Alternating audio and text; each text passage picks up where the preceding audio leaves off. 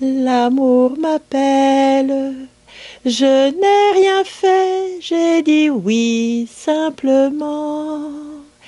L'amour m'appelle immensément dans le moment présent.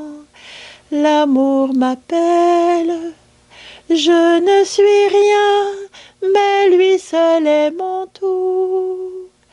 L'amour m'appelle, et par sa grâce j'irai jusqu'au bout. Cet amour, c'est toi, Jésus, toi l'unique de ma vie, toi l'époux qui m'appelle à me livrer avec toi, qu'il me soit fait selon ta parole. Bonjour. Alors, nous commençons ensemble notre préparation au carême. Un moment important, un événement très important, on a toujours à le préparer d'avance. Et pour bien entrer en carême, ça vaut la peine de se préparer. On peut toujours entrer la 2e semaine ou même la 4e semaine. Mais si c'est possible, entrons ensemble dès le début. Et comment entrerons-nous? Comme on dit dans une ancienne d'ouverture des laudes à tous les matins pendant le carême, les yeux fixés sur le Christ, entrons dans le combat de Dieu. Les yeux fixés sur Jésus, entrons dans le combat de Dieu. C'est Dieu qui mène le combat et nous gardons les yeux fixés sur lui. Je ne sais pas si tu te souviens de cette parole que le cardinal Taglé avait dit au moment du congrès eucharistique qu'il y a eu à Québec, en parlant du centurion debout au pied de la croix. Il avait dit, si nous savions rester debout au pied de la croix, les yeux fixés sur le Christ, si nous savions adorer comme lui a été présent à Jésus, les yeux fixés sur lui, nous pourrions déclarer comme lui, celui-ci est vraiment le Fils de Dieu. Beau, hein? Être là avec lui, les yeux fixés. Et c'est comme ça que Jésus nous invite à entrer en carême. Il nous invite personnellement, veux-tu tout de suite en partant, d'abord je vais te tutoyer, mais en même temps, Jésus, là, il nous invite à aller au désert avec lui. On va mettre de côté tout de suite tout ce qui a rapport au jeûne, tout ce qui a rapport à la prière, à l'aumône. Commençons par le début et ensuite les moyens nous viendront par surcroît. Jésus nous invite à aller avec lui. Pourquoi? Pour être avec lui. Pour être avec lui. Jésus a besoin de toi comme toi tu as besoin de lui, mais lui aussi, il a besoin de toi. Il a besoin de ton regard, il a besoin de ta présence.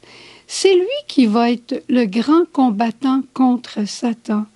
Mais il a besoin que tu sois là, avec lui, dans la prière, pour l'aimer, pour lui dire ta reconnaissance.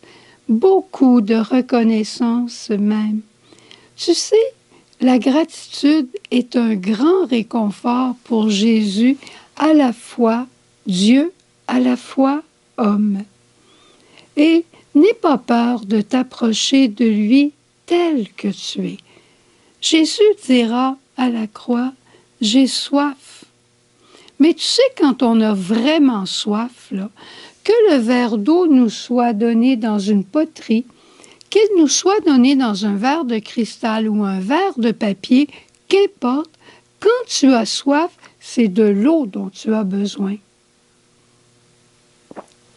Et Jésus a besoin de toi tel que tu es. N'arrive pas toute timide devant lui en disant « je ne suis pas comme, je ne suis pas encore.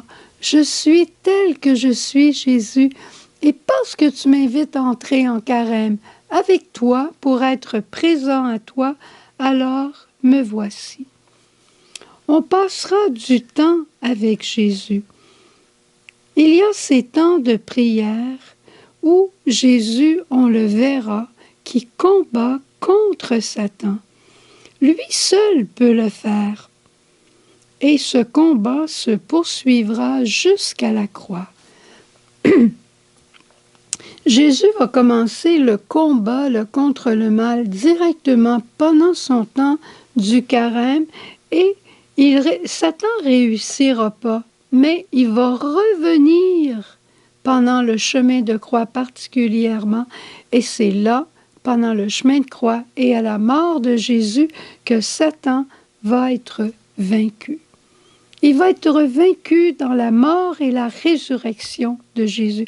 Et ça me fait penser, cette grande victoire de l'amour, ça me fait penser à Jésus quand il était arrivé près du paralysé et qu'il avait dit au paralysé, « Tes péchés sont pardonnés. » Puis les gens ont dit, « Mais qui est-il celui-là? » Jésus dit, « Qu'est-ce que vous pensez qui est plus difficile? Pardonner les péchés ou le faire marcher? » Alors, pour que vous sachiez que le Fils de Dieu, que le Fils a le pouvoir de pardonner les péchés et de guérir cet homme, je te le dis, lève-toi et marche. Qu'est-ce qui est plus grand? Le vendredi saint, quand Jésus est mort, le dimanche de Pâques, quand il est ressuscité. Jésus a gagné le combat sur la croix et son Père, dans la puissance de la résurrection, l'a ressuscité et lui a dit « Debout, mon fils !» Tout ceci est ma vie avec Jésus. Jésus veut pour chacun de nous cette victoire. C'est lui qui va mener le combat encore une fois. C'est lui qui va pardonner nos péchés et c'est lui qui va nous relever et qui va nous mettre debout. C'est très intéressant. Mais pendant ce temps-là, que Jésus mène le combat, nous, on est aussi sur le terrain avec nos frères. Tout ce moment-là, ce moment d'intimité avec Jésus, quand Jésus est en train de combattre, tout ceci se passe dans ma prière, tout ceci se passe dans ma vie avec Jésus. Mais ma vie a aussi un volet avec mes frères. Et maintenant, je vais te lire quelque chose, je vais te faire une analogie pour que tu comprennes bien aussi le sens du carême avec ce qui se passe en Ukraine, avec la Russie présentement. Fais juste penser en filigrane en arrière de ce que je vais te partager.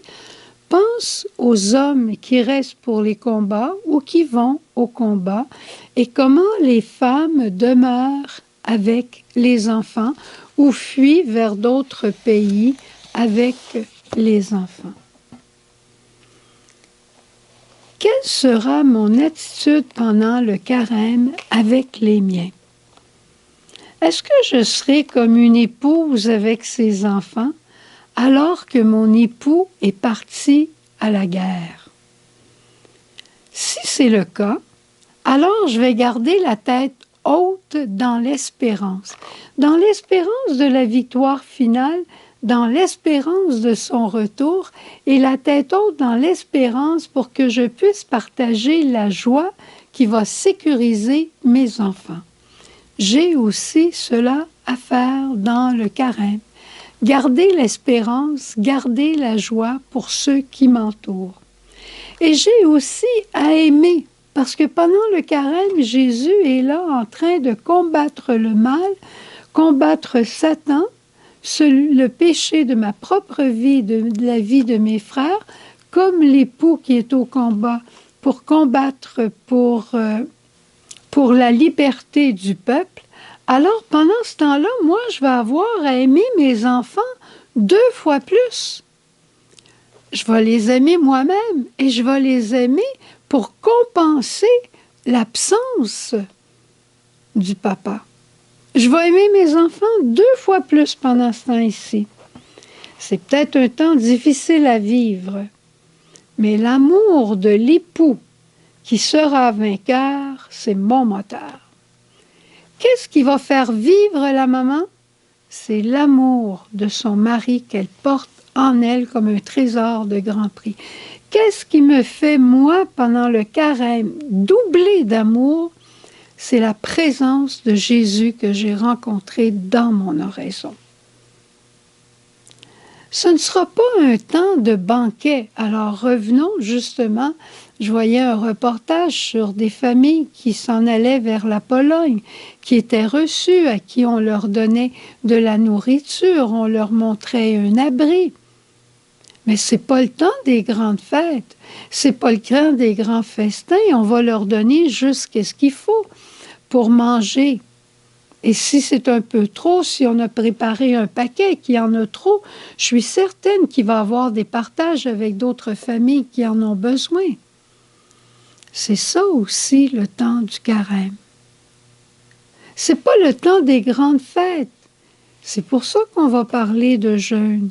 C'est le temps d'une sobriété, je dirais, avoir qu'est-ce qu'il faut, avoir ce qui nous est nécessaire et partager aussi avec les autres.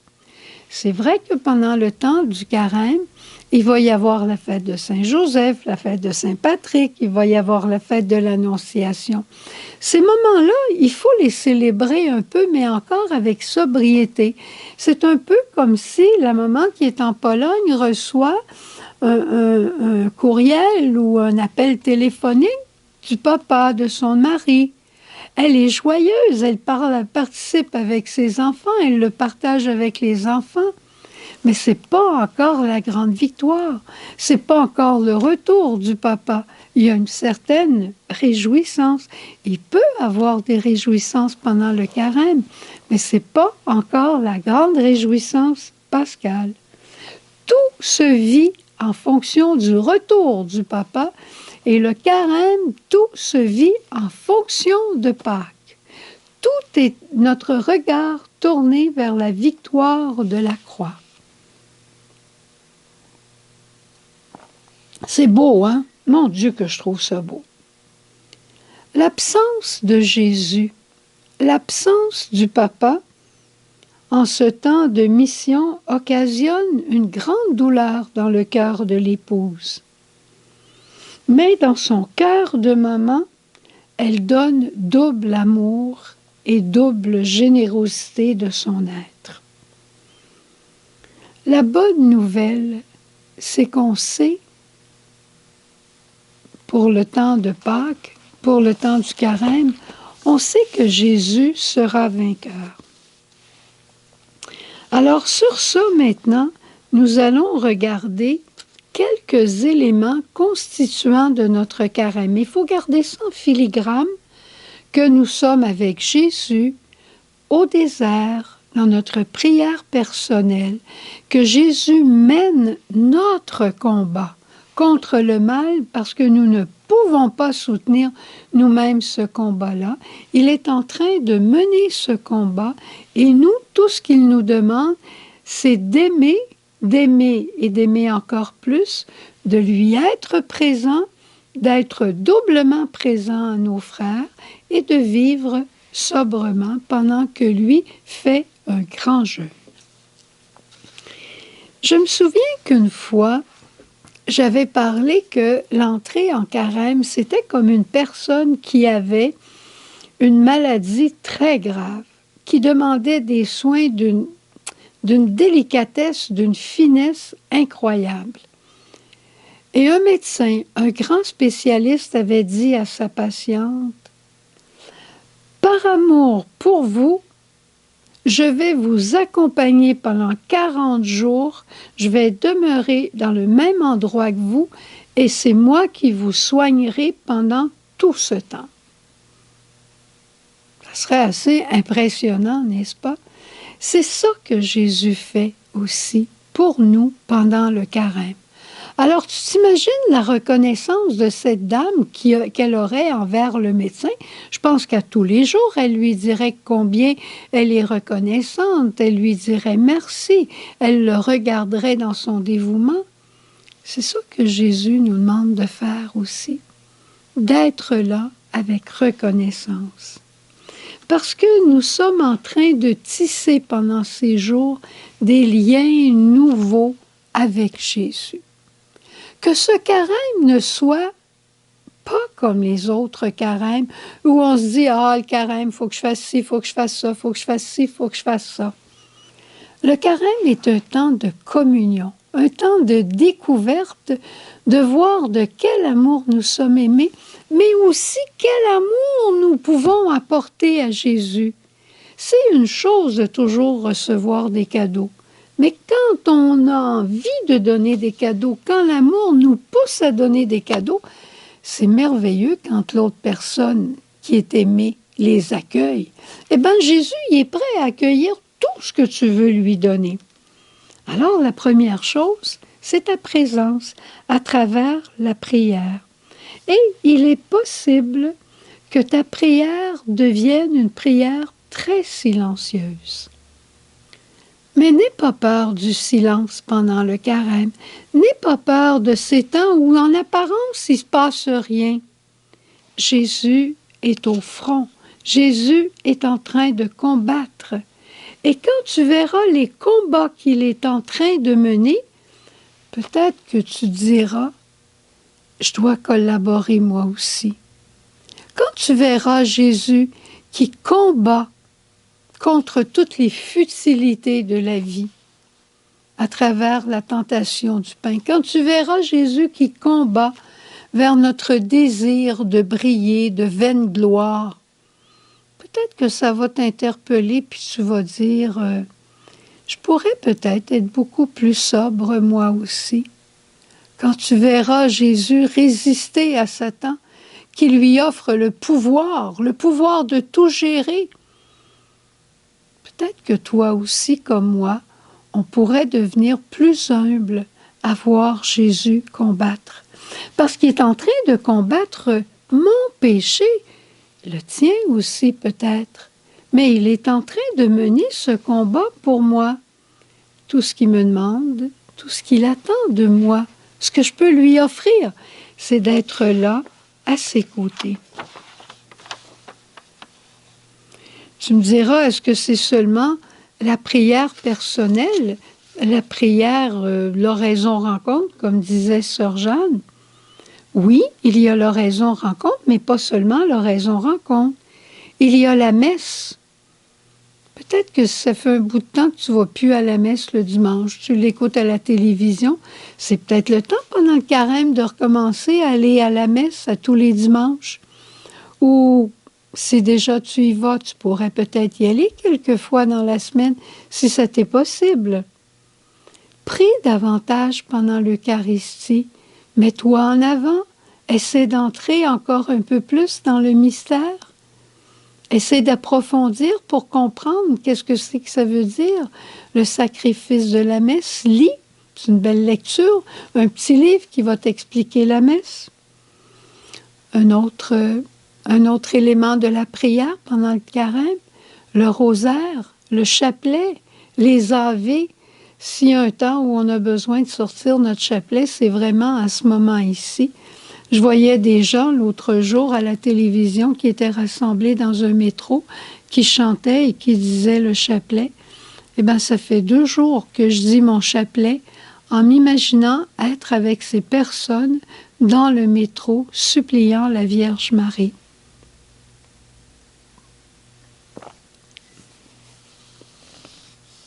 Peut-être ça fait un bout de temps aussi que ton chapelet, tu l'as oublié.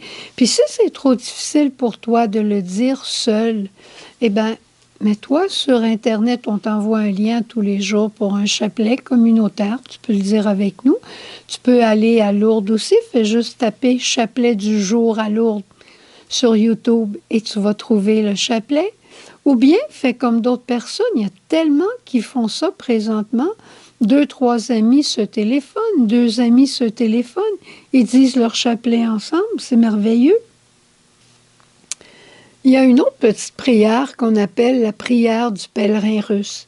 Jésus, fils de Dieu, fils de David, aie pitié de moi. Ou la prière de Sœur Faustine. Jésus, j'ai confiance en toi. La dire, la répéter, marcher dans sa maison, faire la vaisselle, chanter « Jésus, j'ai confiance en toi », la répéter. comme la respiration de l'âme. C'est merveilleux. Une autre pratique du carême, c'est le chemin de croix. Dans quelques jours, je te dirai, on va mettre des chemins de croix, un qu'on a fait l'an passé, un nouveau de cette année. On va en mettre quelques-uns, des chemins de croix, pour que tout au moins, tous les vendredis, tu puisses le faire. Mais peut-être que tu aimerais faire une station à tous les jours. Libre à toi. Le chemin de croix, c'est un chemin d'amour et de liberté. L'adoration. C'est la grande recommandation du pape François à ce moment ici. Savoir se prosterner devant Dieu et lui dire qu'on attend tout de lui. Et le pape va nous inviter aussi à ne pas oublier le sacrement du pardon.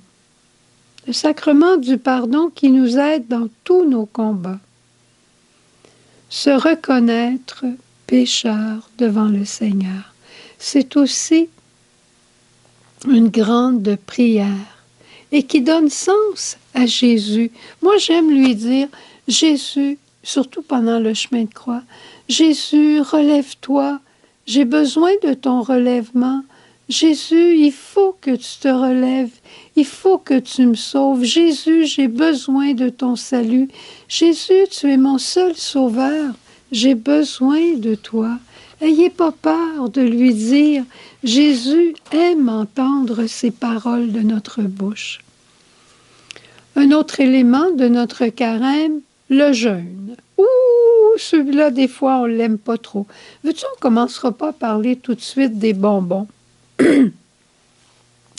Mais on va regarder les bienfaits du jeûne. Le jeûne, c'est à la fois le détachement et un attachement. L'âme est peut-être encombrée par tant de plaisirs sensuels, la faim, la soif, le sexe, le goût de posséder des choses, de bien paraître, tous ces désirs-là, que ça nous fait oublier la véritable faim, la véritable soif, le véritable bonheur qui est au fond de notre cœur puis qu'on n'arrive jamais à satisfaire parce qu'on n'est pas dans la bonne porte, on n'est pas dans le bon chemin. On a des fois la sensation d'être repu par de la nourriture, mais notre âme reste fade. Notre âme est fade parce qu'elle est faite pour tout plus grand que ça. C'est pas que l'Église n'aime pas un bon repas, l'alcool, elle est contre la vie sexuelle des couples. C'est pas que l'Église est contre tout ça, bien au contraire. Mais le jeûne aide à redécouvrir la beauté de la sobriété, la beauté de la fête, la beauté de la mesure et la beauté de l'union. Le jeûne nous aide. Moi, je me souviens, c'était un couple marié et qui vivaient des temps d'abstinence dans leur temps de relations sexuelles. À chaque mois, volontairement, même s'ils avaient passé l'âge de donner la vie, ils étaient plus vieux, puis ils gardaient des vrais temps d'abstinence, simplement pour se désirer davantage l'un et l'autre. Eh bien, c'est ça aussi le jeûne. Ça nous aide à désirer Dieu davantage et à réaliser combien il est la réponse de nos faims, de nos soifs, de notre bonheur. Il est tout, Dieu. N'oublions pas ce que l'Église nous demande, le vendredi particulièrement. N'oublions pas. Et un grand jeûne que le pape nous recommande cette année, c'est le jeûne de l'écran. Arrêtez toutes les conversations, pas arrêter complètement, là, mais réduire de beaucoup toutes les conversations qu'on a sur Internet, tous les MSM ou SMM qu'on s'envoie pour se parler, rentrer en communication. Le carême, c'est pour entrer en communication plus profonde avec Dieu. Et le jeûne de l'écran, c'est pour entrer en communication plus profonde avec nos frères.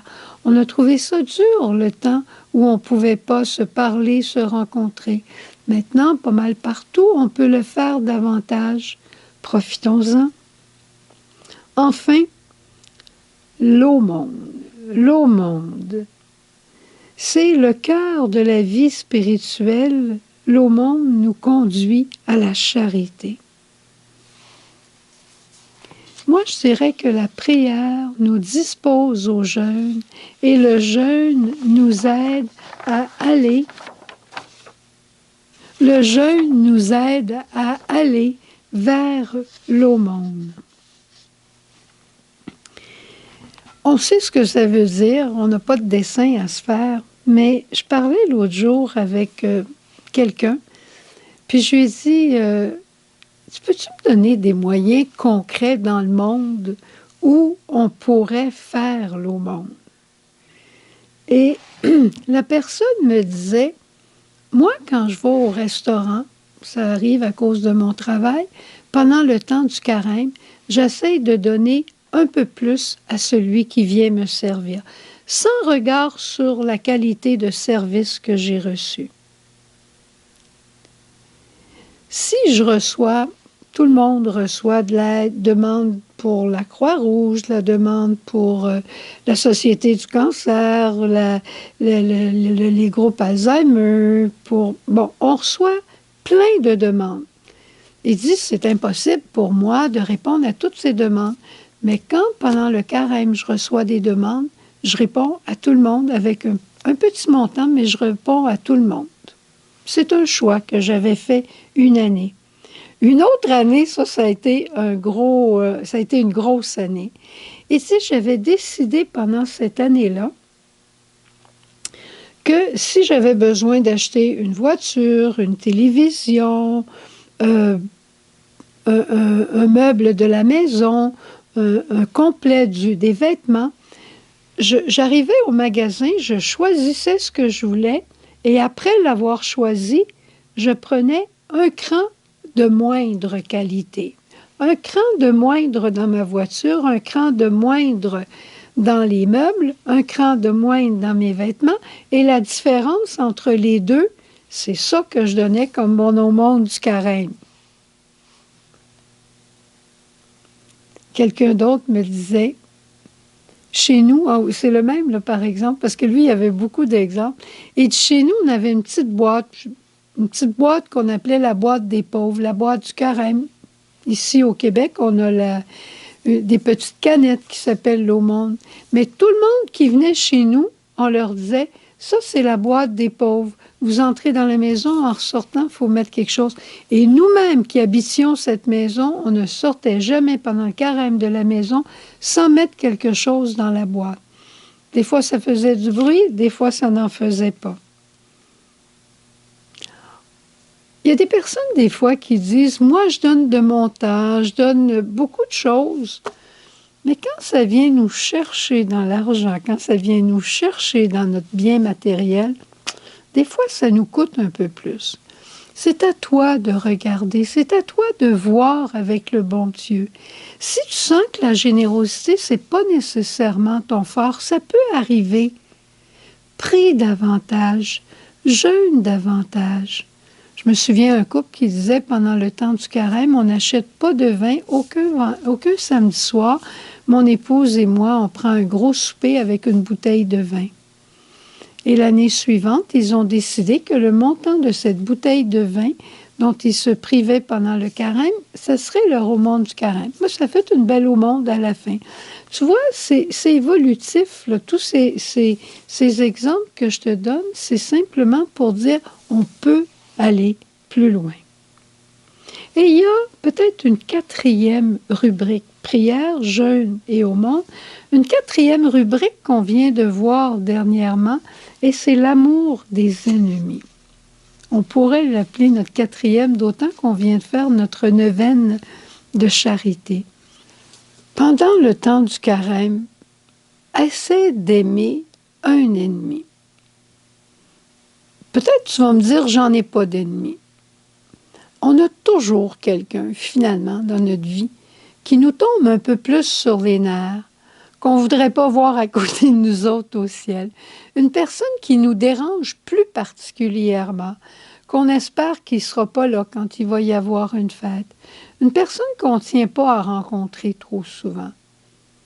C'est peut-être cette personne-là avec qui le Seigneur te demande de renouer des liens dans la mesure du possible.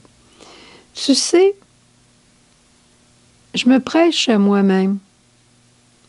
Je peux penser à un ennemi. Je peux au moins lui écrire. Je peux au moins lui téléphoner.